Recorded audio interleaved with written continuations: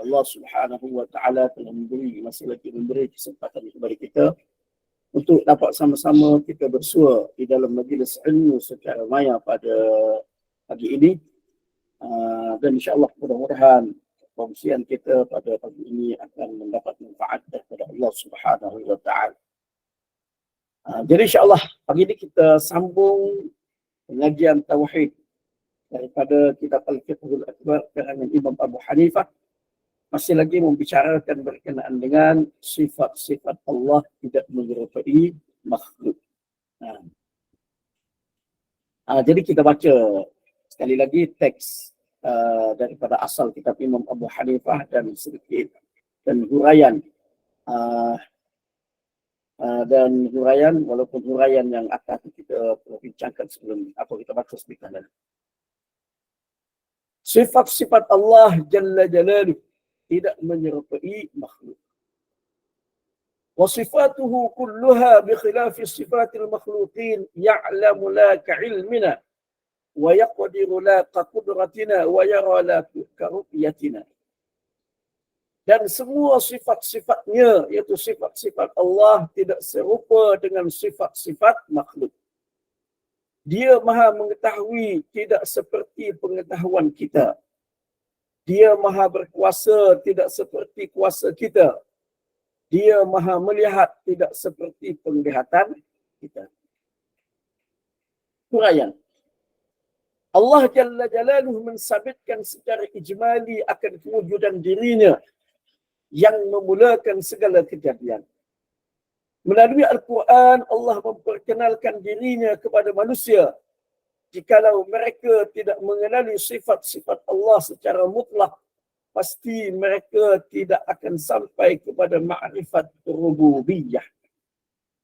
Tanpa ma'rifat ini, manusia tidak mungkin dapat mendidik jiwanya menjadi jiwa yang tenang, yang layak masuk syurga.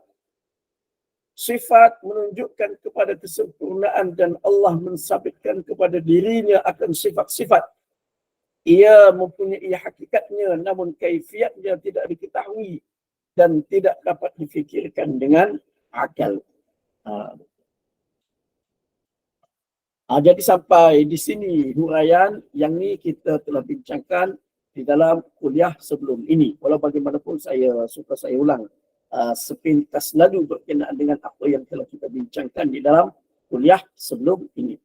Jadi teks asal Imam Abu Hanifah itu, Imam Abu Hanifah menyebutkan bahawasanya Allah Subhanahu wa taala mempunyai sifat tetapi menyalahi, tidak sama dengan sifat-sifat makhluk. Yang itu poin yang sangat-sangat penting yang perlu kita pegang, berdasarkan kepada ayat Al-Quran. Laisa kamitslihi syai', tidak ada sesuatu pun yang serupa dengan Allah Subhanahu wa taala. Sebab itu Allah Taala berilmu, alim, mempunyai ilmu, maha mengetahui, tapi pengetahuan Allah tidak seperti pengetahuan kita. Allah berkuasa, tetapi kuasa Allah tidak sama dengan kuasa kita. Allah melihat tidak sebagaimana penglihatan kita. Baik. Kemudian huraian yang telah kita bincangkan sebelum ini, saya sebutkan sepintas lalu, yang mana Allah Subhanahu wa taala menyebutkan secara ijmali kewujudan diri dia di dalam Al-Quran. Dan dengan Al-Quran lah kita dapat mengenali Allah Subhanahu wa taala. Kita dapat kenal Allah Taala melalui Al-Quran. Tanpa Al-Quran kita tidak akan dapat mengenali Allah Subhanahu wa taala. Jadi nak sampai kepada maqam ma'rifat rububiyah, nak sampai kepada maqam ma'rifatullah, mengenali Allah tak dapat tidak. Kena mengkaji, menyelidiki, meneliti, tadabbur, belajar sifat-sifat Allah Subhanahu wa taala berdasarkan kepada Al-Quran dan juga kepada hadis Nabi sallallahu alaihi wasallam. Jadi kalau seseorang itu belajar ma'rifatullah tetapi tidak melalui Al-Quran, maka itu adalah bentuk sengaja. Mana itu adalah satu kesilapan. Walaupun saya dah sebut sebelum ini, dalam menghadapi golongan seperti golongan falsafah tidak salah untuk menggunakan pendekatan akal, tetapi tidak boleh lagi daripada apa yang terdapat di dalam Al-Quran dan juga daripada di dalam hadis Nabi sallallahu alaihi wasallam. Kemudian ungkapan, ada yang mengatakan kenal diri, mana bila mana seseorang itu mengenal diri dia, maka dia mengenal Allah. Itu adalah ungkapan yang salah, yang silap sama sekali, menyalahi apa yang dikemukakan oleh ulama-ulama sama ada dari kalangan salaf ataupun dari kalangan khalaf, Asy'ariyah dan Maturidiyah, yang mengajarkan kepada kita cara untuk mengenali Allah Subhanahu wa taala adalah belajar dulu sifat-sifat Allah itu. Itu bukan belajar sifat kita baru kenal Allah. Itu satu kesilapan, boleh membawa kepada kesesatan. Ilmu apa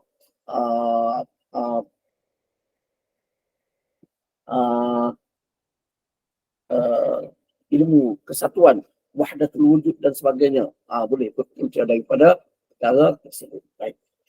Jadi yang tu telah kita bincangkan sebelum ini. Kemudian seterusnya kita sambung perbincangan pada pagi ini dengan ungkapan kata-kata Syekh Waliullah di dalam kitabnya Hujjatullahil Baligh. Syekh Waliullah menyatakan, ilmu tauhid dan sifat hendaklah dijelaskan dengan cara yang dapat difahami oleh akal manusia secara tabi'inya, bukan cara yang terkunci lagi rumit. Jika tidak, hanya sedikit sahaja yang dapat memahaminya. Allah Jalla Jalaluh menjelaskan ilmu ini dengan cara mensabitkan bagi dirinya sifat-sifat yang mereka kenali dan digunakan di kalangan mereka seperti sifat hidup, mendengar, melihat, qudrat, iradat, kalam, murka, rahmat, memiliki dan sebagainya. Jadi di sini Syekh Waliullah menjelaskan ketika mana Syekh Waliullah membincangkan berkenaan dengan ilmu, di dalam kitab Hujjatullahil Baligh, dia sebut wa tilka ta'ifah minha ilmu tauhid was sifat wa yajibu an yakuna masyruhan bi syarhin yanaluhu al-aqlu al-insani bi tabi'atihi. Dan seterusnya. Itu teks Arab yang terdapat di dalam kitab Hujjatullahil Baligh. Jadi Syekh Waliullah kata sini, ilmu tauhid. Syekh Waliullah Ad-Dihlawi ini salah seorang yang dianggap sebagai mujaddid yang muncul di India. Pada zaman dia banyak membawa pembaharuan kepada agama, melawan pemerintah pada ketika itu dan sebagainya, mengembalikan semula kekuatan umat Islam. Sehingga dan seterusnya daripada dia lah keturunan dia, anak dia Syekh Abdul Aziz, Syekh Abdul Ghani dan sebagainya, anak-anak dia lah pula yang menyambung perjuangan dia menyebarkan ilmu agama ni di benua kecil India, sehingga sekarang ni kita tengok madrasah-madrasah di India, Pakistan, Bangladesh dan sekarang ni merata ke seluruh dunia hasil daripada Syekh Waliullah Ad-Dihlawi. Ini orang yang sangat-sangat hebat. Baik. Jadi dia kata ilmu tauhid dan ilmu sifat. Maknanya ilmu mengenali tauhid kepada Allah Subhanahu wa taala, mentauhidkan Allah taala dan mengenali sifat-sifat Allah. Dalam masa yang sama mentauhidkan sifat itu hanya kepada Allah Subhanahu wa taala semata-mata. Jadi ia hendaklah dijelaskan dengan cara yang dapat difahami oleh akal manusia secara tabi'inya. Bukan cara yang terkunci lagi rumit.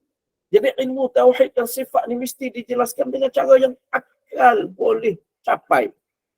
Akal manusia mampu untuk memperolehinya. Mana tabiat asal manusia mampu untuk memperolehi ilmu tersebut. Bukan cara yang terkunci lagi rumit. Bukan cara perbahasan yang rumit.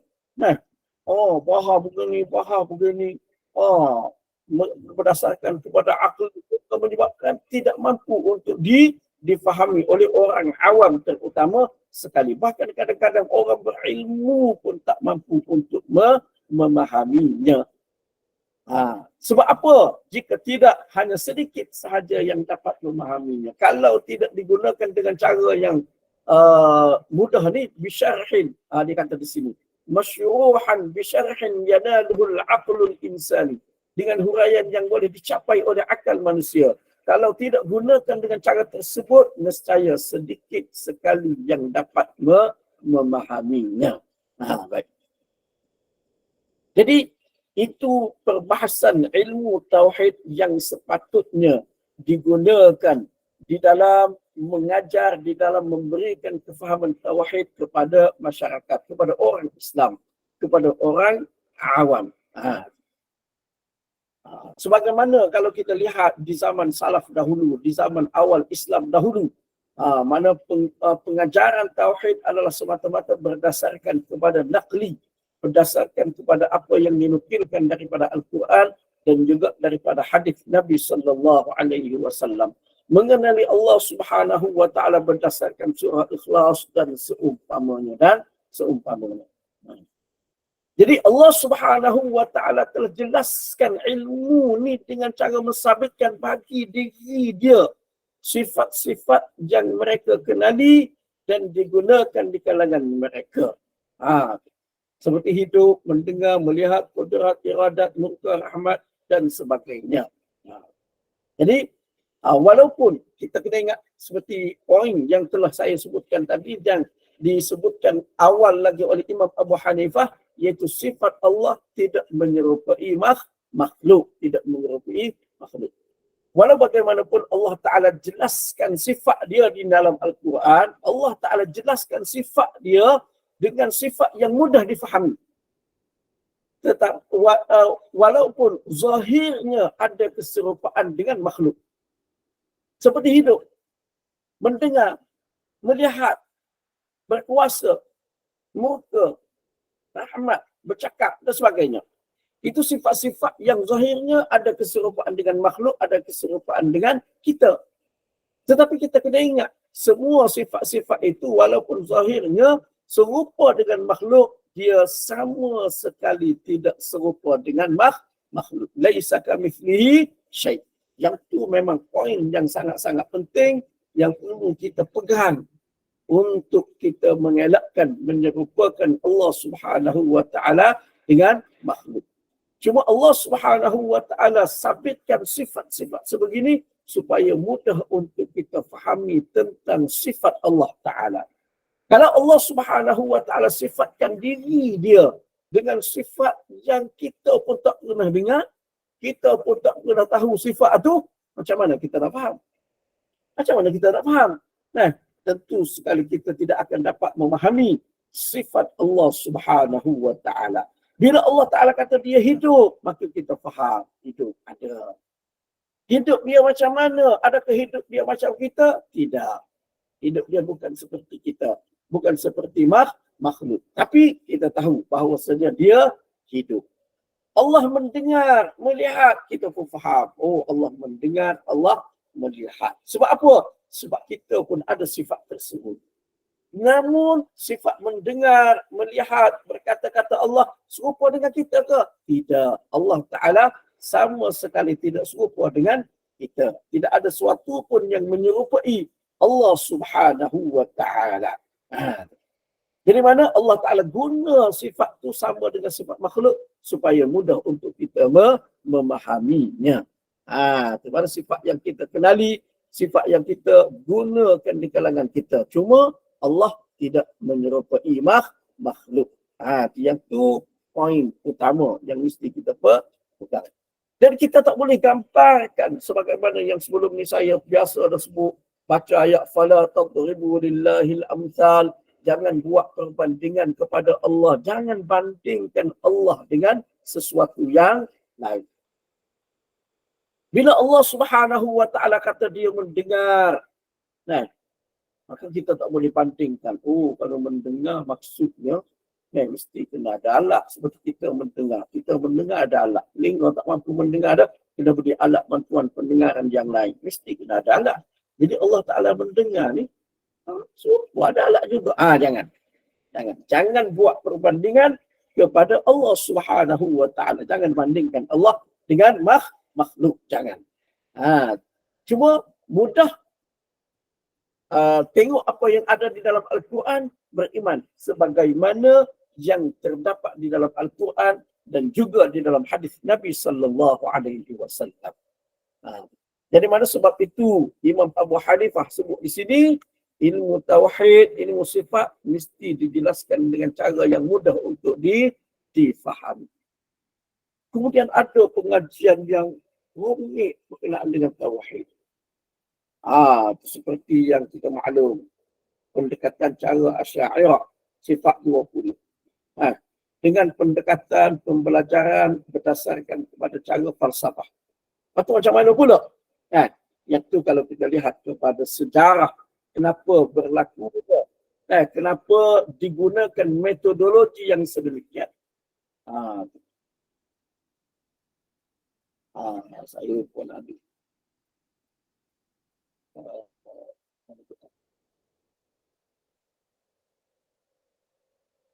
Bismillah.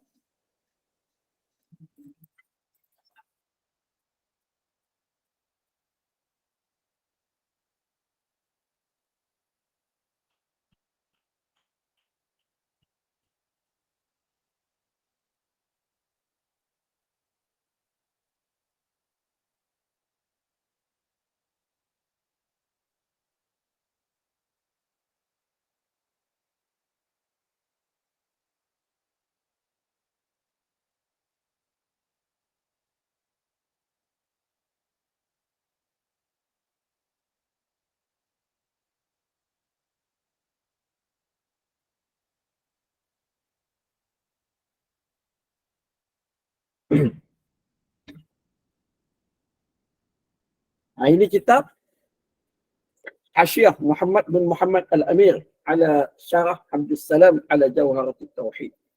Salah satu daripada kitab besarlah. Bukan utama, maknanya salah satu daripada kitab utama di dalam metodologi Asy'ariyah. Kitab syarah kepada Jawharatul Tauhid.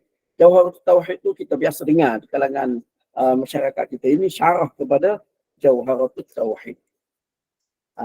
Jadi dalam kitab ni dia ada sebut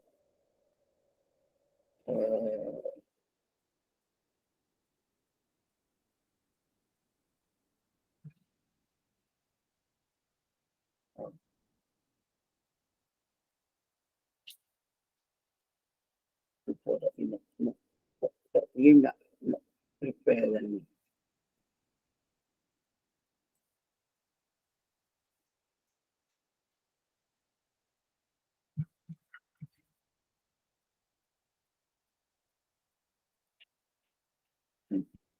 kita lama.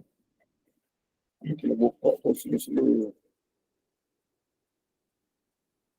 Allah.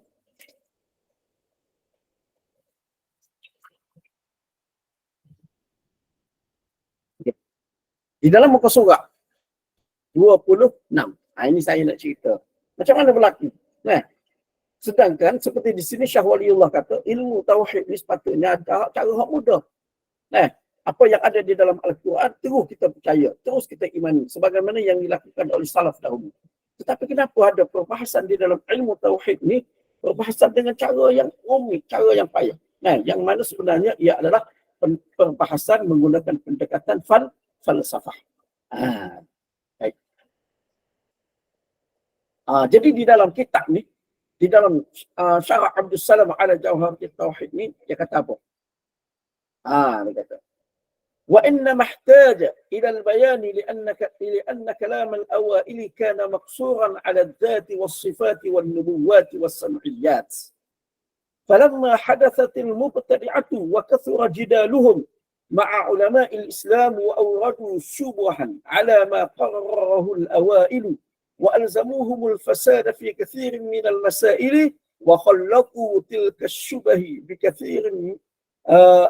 الشبهة بكثير من القواعد الفلسفية تصدى المتأخرون لدفع تلك الشبه فاحتاجوا إلى إدراجها في كلامهم ليسهل عليهم تمييز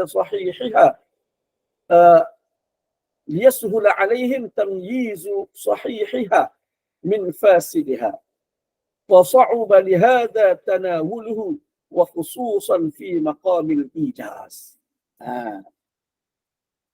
Dia kata dulu, sebab apa perlu kepada penjelasan dengan menggunakan cara yang digunakan oleh puak-puak falsafah. Dengan cara akli. Kalau kita belajar dengan cara sifat 20, benda ni tidak salah. Kita tidak kata salah. Saya tidak mengatakan perkara itu salah. Cuma sukar untuk difahami. Kita tengok perbahasan dalam sifat 20 kan. Macam mana cara nak kenal Allah. Allah tu wujud. Apa tanda Allah tu wujud. Tanda Allah wujud kerana wujudnya alam ini. Gitu cara perbahasan dia. Kenapa wujudnya perbahasan yang sedemikian? Jadi di sini dia jelaskan. Sebab perlu kepada penjelasan sedemikian kerana kalam orang dahulu. Maknanya awal Islam, golongan salaf terhenti berperbahasan berkenaan dengan zat Allah, sifat Allah, kenabian dan sam'iyat. Berdasarkan kepada sam'iyat, berdasarkan kepada apa yang didengar, berdasarkan kepada nukilan daripada Al-Quran dan juga daripada hadis Nabi SAW. Itu asal pengajian tauhid di zaman salaf, di zaman awal Islam. Bila mana berlaku golongan-golongan ahli bid'ah, ramai golongan ahli bid'ah dari segi akidah. Yang membahaskan sesuatu berdasarkan akal, membahaskan sesuatu berdasarkan kepada falsafah. Semua benda nak ukur dengan falsafah. Dan banyak perbahasan mereka dengan ulama-ulama Islam. Mereka mengemukakan pelbagai syubhat, kekeliruan ke atas apa yang telah diakui oleh ulama-ulama awal. Mana perkara yang sudah diakui oleh ulama-ulama Islam yang awal, 300 tahun sebelum 300 tahun hijrah. Ulama-ulama dah akui dah berkenaan dengan sifat Allah. Allah Ta'ala begini, Allah Ta'ala begini, Allah Ta'ala begini. Berdasarkan Al-Quran dan juga hadis Nabi SAW. Tiba-tiba muncul golongan falsafah ni, ahli-ahli bid'ah dari segi akidah ni, golongan-golongan falsafah seperti Mu'tazilah, Mu'attilah dan sebagainya, Musyabbihah, Jahmiyah dan sebagainya. Mereka mengemukakan pelbagai kekeliruan ke atas apa yang telah diajarkan oleh ulama-ulama awal Islam. Wa alzamuhumul fasad, dan mereka memastikan berlaku kerosakan di dalam banyak masalah-masalah akidah. Sehingga jadi celaka habis dalam persoalan akidah. Pening masyarakat pada ketika itu. Dan mereka mencampurkan kekeliruan itu bikathir minal qawaidil falsafiyah, dengan banyak kaedah-kaedah falsafah. Semua dia kaitkan dengan falsafah, dengan kaedah falsafah. Tu falsafah yang mendahulukan akal daripada dalil. Akal. Maknanya kalau dalil itu tak sama dengan akal mereka, mereka tolak dalil. Mereka tidak mendahulukan dalil daripada akal. Sebaliknya, mendahulukan akal daripada dalil berbanding dengan dalil. Baik. Jadi mana bila mereka mencampurkan perbahasan akidah ini dengan kaedah-kaedah falsafah sehingga jadi celaru, keliru, tasaddal mutaakhirun, ulama kemudian tu mana zaman Imam Abul Hasan Al-Ash'ari. Imam Abul Hasan Al-Ash'ari berhadapan dengan golongan tersebut. Mereka pun tampil. Maksud kemudian ni maknanya selepas daripada zaman salaf, selepas daripada 300 tahun hijrah. Mana selepas daripada zaman Imam Syafi'i, Imam Abu Hanifah, Imam Malik, Imam Ahmad, Imam Bukhari, Imam Muslim, Imam At-Tirmidzi dan sebagainya. Itu awal lagi. Yang tu awal lagi. Ini Imam Abul Hasan Al-Ash'ari kemudian daripada itu. Jadi mereka mutaakhirin, golongan mutaakhirin, Imam Abul Hasan Al-Ash'ari, Abu Mansur Al-Maturidi dan sebagainya tampil untuk menolak kekeliruan tersebut. Kekeliruan yang ditimbulkan oleh falsafah, falasifah, oleh ahli bid'ah akidah tadi yang mengelirukan berkenaan dengan akidah Islam ni dengan kaedah-kaedah falsafah. Ulama terpaksa tampil dengan kaedah yang sama untuk menolak kekeliruan tersebut. Fahtaju ila idrajiha, mereka perlu memasukkan kaedah-kaedah falsafah di dalam kalam mereka. Maknanya nak berhadapan dengan puak-puak falsafah tu, nak berhadapan dengan masyarakat pada ketika itu, beri faham kepada masyarakat tentang keimanan, tentang sifat-sifat Allah dan sebagainya, mereka perlu memasukkan kaedah-kaedah falsafah di dalam kalam mereka. Supaya apa? Liyashula alaihim, supaya mudah kepada mereka untuk membezakan yang sahih, yang betul daripada yang payah. Hasil dia, bila guna kaedah falsafah ni, fasa'uba, jadi payah. Jadi payah. Itu untuk diambil. Terutama sekali kalau diringkaskan. Jadi terpaksa faham panjang. Benda yang ringkas jadi terpaksa panjang. Nak tahu Allah Ta'ala ada. Macam mana? Kalau di dalam Quran, Qul huwallahu ahad, katakanlah Allah Ta'ala itu esa. Allah Ta'ala esa. Mana Allah Ta'ala ada? Tahulah tu. Maknanya, daripada ayat itu terbukti bahawasanya Allah Ta'ala itu wujud. Mudah. Tapi bila timbul golongan falsafah yang macam-macam doa, kalau hidup mesti kena begini, mesti kena bergising, mesti kena begini, maka ulama Asy'ariyah, Imam Abul Hasan Al-Asy'ari terpaksa guna kaedah mereka, kaedah falsafah juga untuk berhadapan dengan mereka, nak beri faham kepada mereka tentang akidah Islam, tentang sifat-sifat Allah Subhanahu wa Ta'ala. Maka berlakulah perbahasan sebagaimana yang kita dengar tu. Allah Ta'ala ada ni sebab apa? Bukti adanya alam ni gitu. Jadi panjang. Yang pendek jadi panjang. Jadi payah. Payah. Baik. Jadi apa yang saya nak sebut ni, yang menyebabkan jadi payah ni kerana berhadapan dengan puak-puak falsafah. Ketika mana golongan tersebut tidak lagi wujud. Ada. Boleh dikatakan tak ada. Zaman kita sekarang ni. Zaman kita sekarang ni boleh kata tidak ada dah sekarang ni. Maka keperluan untuk menggunakan pendekatan itu sudah tidak ada. Balik kepada pendekatan pengajian tauhid, pengajian sifat-sifat Allah dengan cara yang mudah untuk difahami. Dengan cara yang mudah untuk difahami. Jadi ulama Asy'ariyah sendiri akui punca berlakunya pengajian pengajaran Islam mengikut metod falsafah itu disebabkan oleh faktor semasa. Dalam kitab Asy'ariyah sendiri mengakui. Dan mereka pun mengakui jadi susah perbahasan kerana metodologi tersebut. Mereka akui. Jadi tapi mereka terpaksa guna pada ketika itu kerana berhadapan dengan puak-puak falsafah. Maka kita sekarang ni, kita tidak berhadapan dengan golongan falsafah. Maka kita tidak perlu menggunakan pendekatan tersebut. Pendekatan itu tidak salah. Jangan silap faham. Setengah orang, dia bila mana kita kata keperluan itu tidak ada sekarang ni, kita guna pendekatan yang mudah, cara salah. Mereka kata, ini anti Asy'ariyah. Ni kalau Asy'ariyah, tidak tuan. Bukan tuan. Dari segi kesesuaian dengan zaman tu, dengan masyarakat tu, mana yang sesuai, yang tu kita perlu fahami. Dan perkara tersebut diakui oleh ulama Asy'ariyah dalam kitab Asy'ariyah sendiri. Aku mahu ini kulit ni sebab saya buat sendiri kulit ni. Tapi nama kitab itulah saya tunjukkan di dalam tadi. Ini nama kitab dia. Kita balikkan. Baik.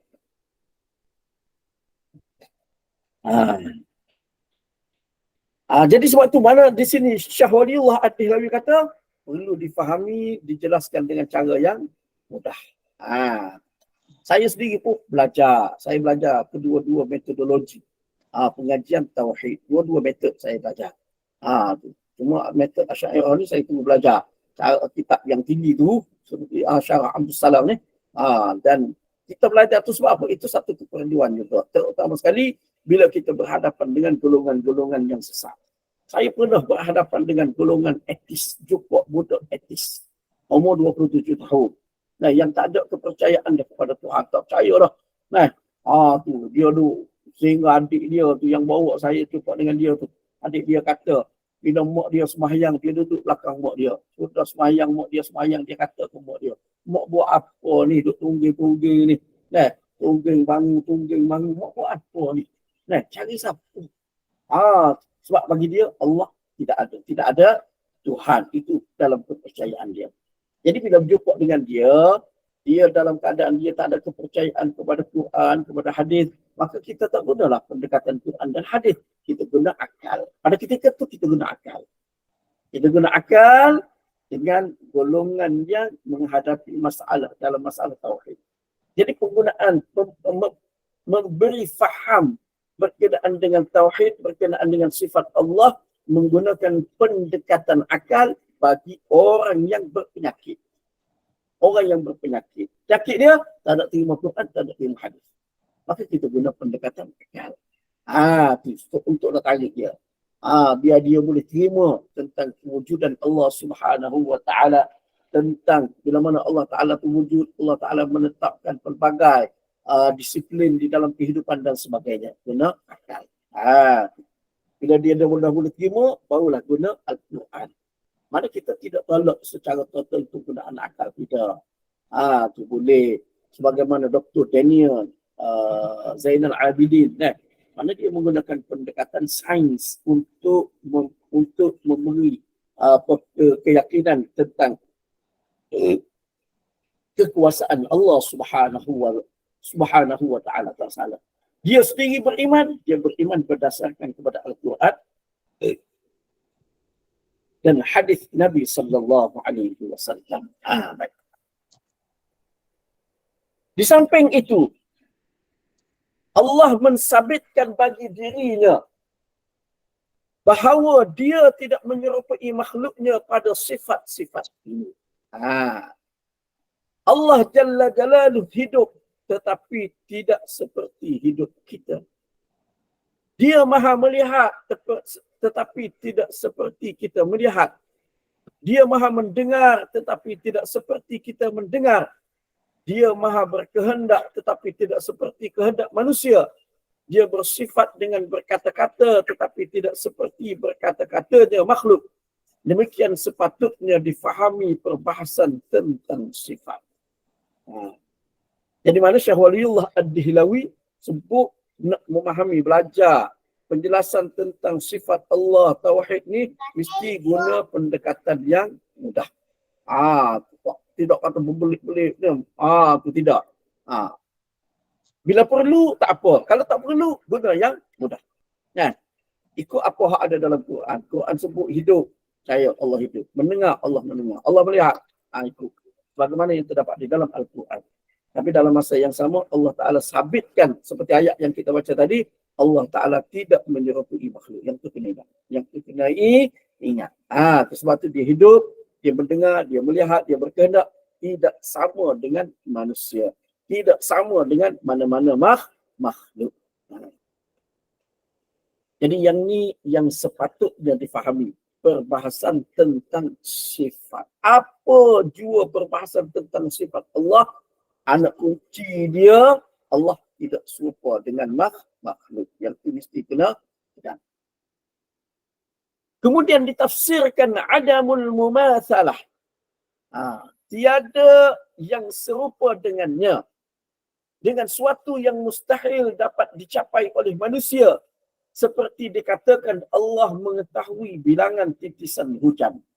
Bilangan pasir, bilangan daun, nafas makhluk.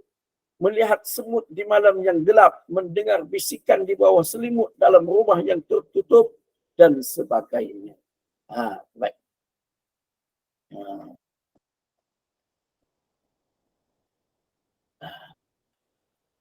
Kemudian mana Allah Subhanahu wa taala, mana Allah Taala sebut di dalam Al-Quran, laisa kamitslihi syai', tidak ada serupa sesuatu pun yang seperti Allah Subhanahu wa taala.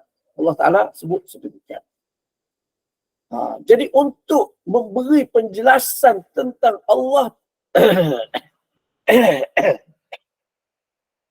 Allah tidak serupa dengan makhluk ni, lalu disebutkan tentang sifat-sifat Allah yang mustahil dicapai oleh makhluk.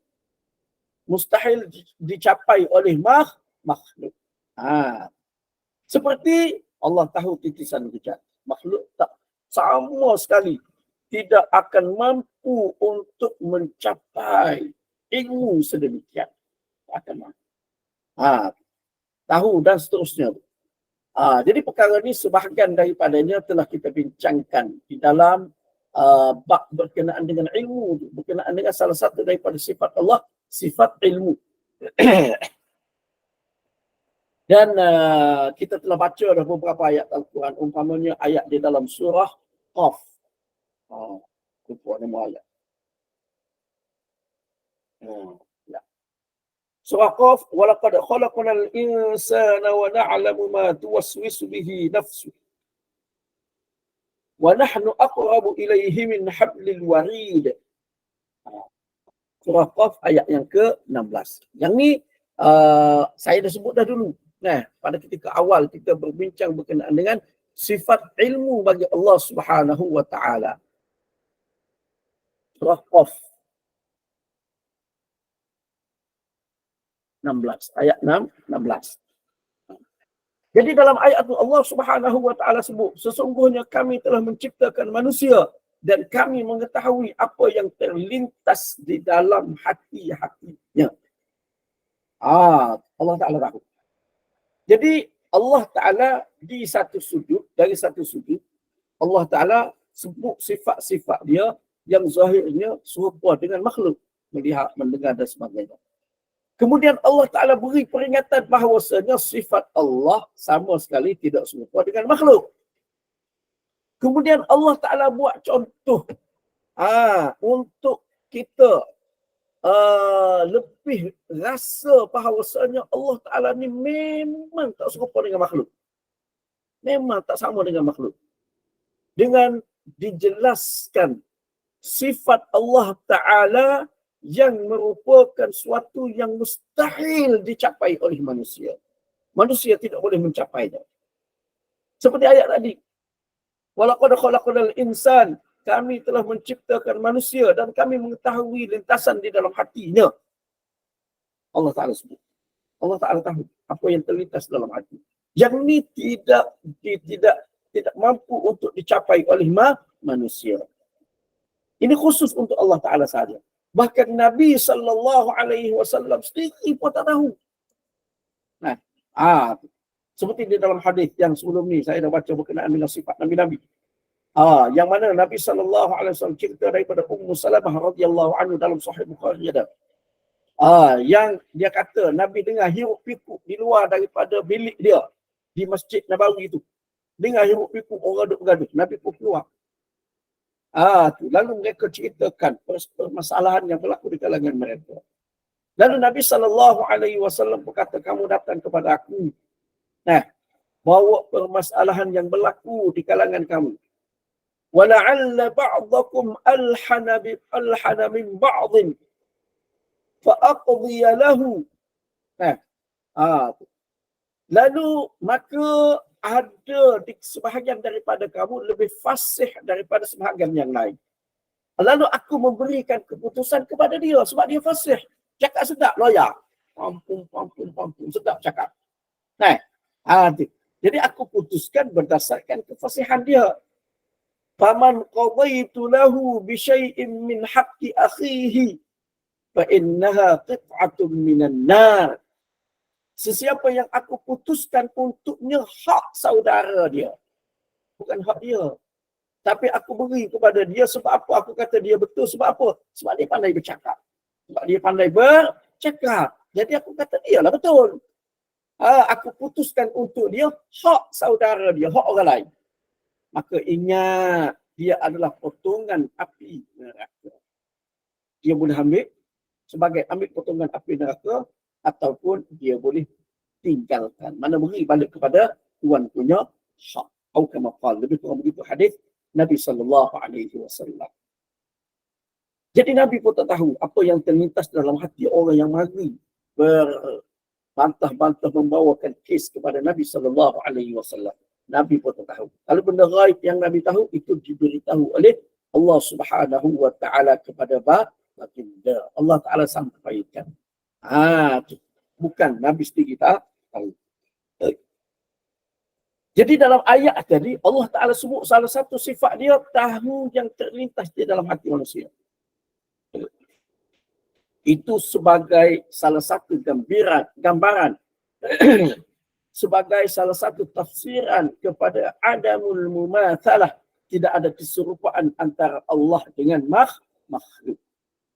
Begitu juga tidak ada keserupaan antara Allah dengan makhluk ni seperti disebutkan di dalam hadis yang diriwayatkan oleh Imam Al-Baihaqi di dalam Imam At-Tabrani di dalam Mu'jam Al-Awsat yang disebutkan oleh Al-Haythami sebagai riwayat yang sahih berdasarkan kepada sanadnya. Jadi dalam riwayat tersebut ada cerita Nabi SAW lalu dekat seorang Arabi. Dalam keadaan dia berdoa di dalam sembahyangnya, dia kata, Ya man la tarahul uyun, wa la tuqabituhu dhunun, wa la yasifuhu al-fasifun, wa la tughayyiruhu al-hawadithu. Itu dan seterusnya. Wahai yang tidak dapat dilihat oleh mata-mata, tidak boleh disifatkan oleh sifat-sifat dan sebagainya. Kemudian dia kata, Ya'lamu mathaqil al-jibali wa makayil al-bihar wa adada qatr al-amtari wa adada waraq al-ashjari wa adada ma azlama alayhi al-laylu wa ashraqa alayhi an-naharu. Dan seterusnya. Jadi dalam doa ni,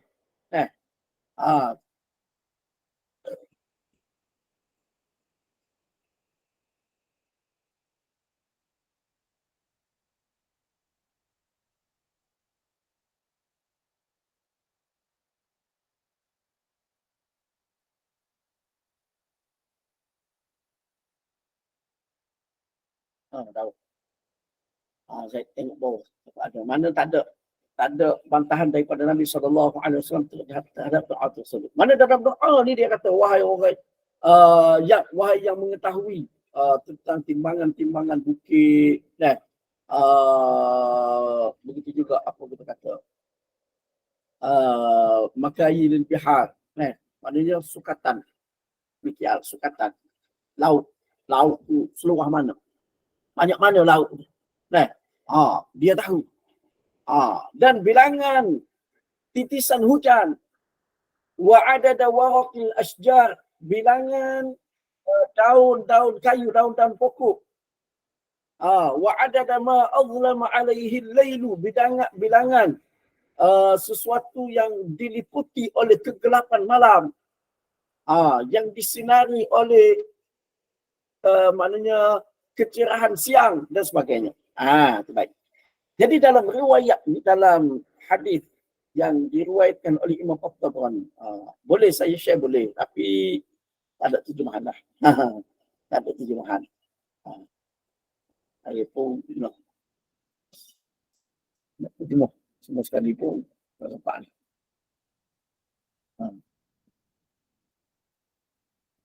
Jadi riwayat dia. Riwayat At-Tabrani di dalam Mu'jam Al-Awsat. Jadi mana dalam hadis ni, mana Arabi tu dia berdoa kepada Allah Subhanahu wa taala dengan dia kata, wahai yang mengetahui bilangan titisan hujan, bilangan pasir, bilangan daun-daun di pokok. Tu. Nafas makhluk ni tadi yang kita baca ayat Quran. Tu dan sebagainya. Tahu kegelapan malam dia tahu. Jadi ini semua adalah merupakan sifat-sifat yang mustahil dapat dicapai oleh makhluk.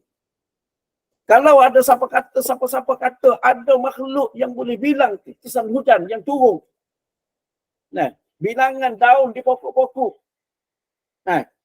itu satu pembohongan. Itu bermakna dia telah seolah-olah dia telah rapah sifat ketuhanan Allah Subhanahu wa taala. Dan ini berlaku di kalangan golongan Syiah. Bila mana golongan Syiah mengatakan percaya bahawasanya imam-imam mereka yang 12 itu tahu bilangan hujan, tahu bilangan daun-daun pokok. Tahu semua tu. Dia ambil sifat ketuhanan. Dan memang pun Syiah ni dia berikan sifat ketuhanan kepada imam-imam dia. Sebab tu tak boleh dia kata begitu kepada imam-imam dia. Itu membawa kepada syirik. Maknanya mengongsikan sifat yang khusus bagi Allah Subhanahu wa taala kepada sesuatu selain daripada Allah Subhanahu wa taala. Baik. Jadi mana kita tengok kronologi lah kalau kita nak kata mudah. Nah, mana Allah Taala sebut sifat dia yang zahirnya serupa dengan makhluk, melihat, mendengar dan sebagainya. Lepas tu Allah Taala beri peringatan tidak ada siapa pun apa pun yang serupa dengan Allah Taala. Kemudian Allah Ta'ala sebutkan sifat-sifat sebagai tafsiran kepada adamul mumatsalah tu tidak ada keserupaan antara dia. Allah Ta'ala sebutkan sifat-sifat yang mustahil dapat diperolehi oleh manusia. Mustahil manusia mampu untuk memperoleh sifat-sifat tersebut. Seperti sifat-sifat ini. Jadi sifat tahu bilangan pasir dan sebagainya ni sebagai peringatan, sebagai penjelasan kepada adamul mumatsalah tu. Maknanya tafsiran, penjelasan tambahan kepada laisa kamitslihi syai', tidak ada sesuatu pun yang serupa dengan Allah Subhanahu wa taala. Kemudian seterusnya sifat kalam dan sifat mendengar. Apa gayanya kita tak boleh nak sambung dah ni. Sifat ni perlu sebab perlu kepada perbahasan yang agak detail juga berkenaan dengan perbahasan ini.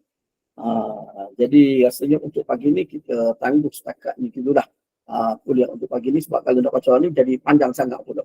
Jadi takut melerek. Tak sempat pula. Jadi kita tangguh dulu untuk pagi ni. Sedikit saja perbincangan pada pagi ni. Mudah-mudahan apa yang kita bincangkan pada pagi ini mendatangkan manfaat kepada kita. Wallahu a'lam. Okey, baik. Kita ada lagi masa. Okey, bagi yang nak bertanya, bolehlah kemukakan soalan pada Ustaz. Silakan.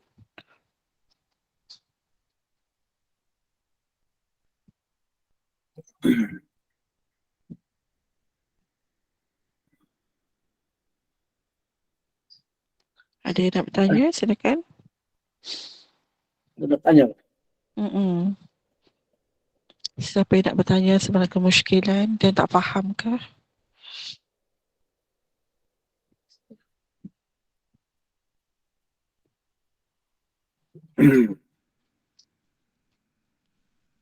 Ada. Boleh faham ke semua tu? Itulah kan. Kalau ada yang tak faham ke macam mana, apa yang tak faham tu.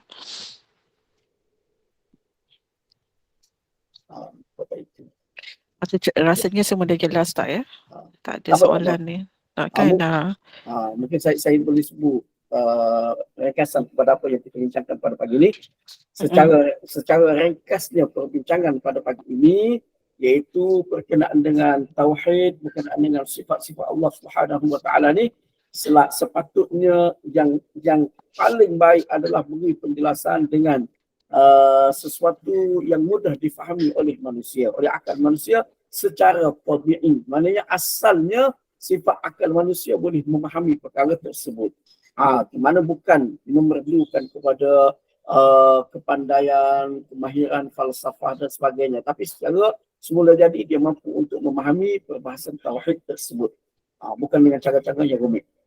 Kemudian ada perbahasan cara yang rumit dalam perbahasan akidah ni, perbahasan tauhid ni dengan menggunakan pendekatan falsafah seperti di dalam maknanya di dalam metodologi Asy'ariyah yang itu berlaku disebabkan oleh faktor semasa, disebabkan oleh dorongan untuk menggunakan pendekatan tersebut sebagaimana yang telah saya jelaskan berdasarkan kepada kitab Asy'ariyah sendiri. Bukan satu kitab ini saja, dalam kitab yang lain pun ada menunjukkan penjelasan tersebut. Kemudian sifat Allah Ta'ala sebut di dalam Al-Quran dengan sifat-sifat yang mudah untuk difahami yang ada juga pada makhluk. Namun begitu Allah Subhanahu wa taala sabitkan seterusnya bahawasanya sifat Allah Subhanahu wa taala sama sekali tidak serupa dengan makhluk. Kemudian untuk menguatkan hujjah, untuk menguatkan penjelasan bahawasanya sifat Allah ni tidak serupa dengan makhluk, maka Allah Subhanahu wa taala jelaskan pula sifat-sifat Allah Subhanahu wa taala yang lain yang merupakan suatu yang mustahil untuk diperolehi oleh makhluk, oleh manusia, seperti disebutkan Allah Taala tahu tulisan hujan, bilangan pasir, bilangan daun, nafas makhluk dan sebagainya. Jadi itu secara ringkas kesimpulan daripada apa yang telah kita bincangkan pada pagi ini. Wallahu a'lam. Okay, baik, terima kasih Ustaz. Alhamdulillah, jazakallah khairan kepada Ustaz Muhammad Ahmad Nasim. Sesungguhnya apa yang kita belajar hari ini mengenai sifat-sifat Allah itu, dan perbaikilah tahap ilmu kita agar amalan-amalan kita dapat dikukuhkan pengetahuannya, dan mesti ada pada dalam minda kita dalam mempersiapkan diri dengan kebekalan takwa kepada Allah SWT.